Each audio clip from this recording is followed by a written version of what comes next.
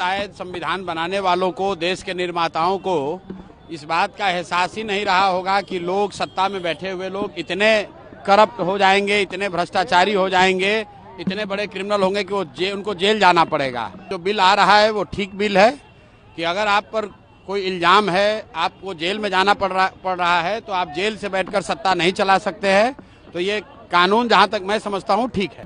भाई, criminal bill जो लाया जा रहा है वो इसलिए लाया जा रहा है कि जब संविधान बना होगा तब शायद संविधान बनाने वालों को, देश के निर्माताओं को इस बात का एहसास ही नहीं रहा होगा कि लोग, सत्ता में बैठे हुए लोग इतने करप्ट हो जाएंगे, इतने भ्रष्टाचारी हो जाएंगे, इतने बड़े क्रिमिनल होंगे कि उनको जेल जाना पड़ेगा।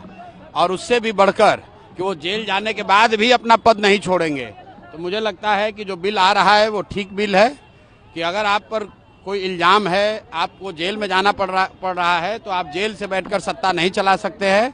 तो ये कानून जहाँ तक मैं समझता हूँ ठीक है। देश में मुख्यमंत्री सुरक्षित नहीं है सर, आप बिना सुरक्षा के चलते। देश में मुख्यमंत्री सुरक्षित नहीं है। मेरे भाई, देखिए ऐसा है, बहुत लोगों को लगता है कि बिहार में अगर आपको नेतागिरी करनी है तो आपको सुरक्षा लेकर चलना है। यहाँ पर कोई मुखिया भी बन जाता है तो 4 गो गार्ड लेकर चलता है।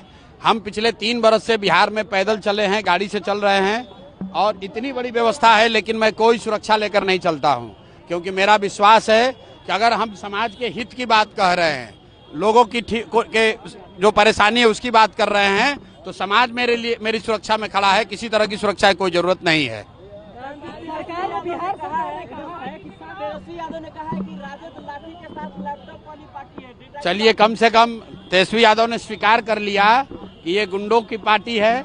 बताइए, सभ्य समाज में अगर कोई कह रहा है कि हमारा पार्टी लाठी वाला पार्टी है तो उनको वो वही बात कह रहे हैं जो समाज राजद के बारे में कहता है। हम लोगों ने पहले कहा है कि राजद लाठी वाला, कट्टा वाला पार्टी है। जब इनकी सरकार थी तो लाठी, कट्टा, बंदूक, अपहरण, रंगदारी यही बिहार की पहचान थी।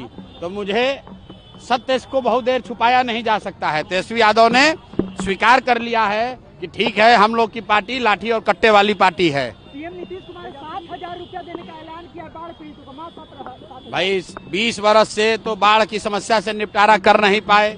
यहीं कोसी में 2008 में जो कटाव हुआ था, आज तक लोग विस्थापित हैं, उनको कुछ राहत नहीं मिली।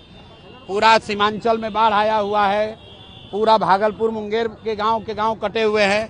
ये हर बार बाढ़ जो है इन लोगों के लिए कमाने का संसाधन है। जल संसाधन विभाग सबसे बड़ा उगाही विभाग है। बाढ़ से लोग परेशान होते हैं और सत्ता में बैठे अफसर और नेता कमाई करते हैं। इसलिए बाढ़ पर ये लोग क्या कर रहे हैं, इससे जनता को कोई लेना देना नहीं है। जनता देख चुकी है, 30 वर्ष में बाढ़ की समस्या ना खत्म हुई, ना इस तरीके से आगे खत्म होगी।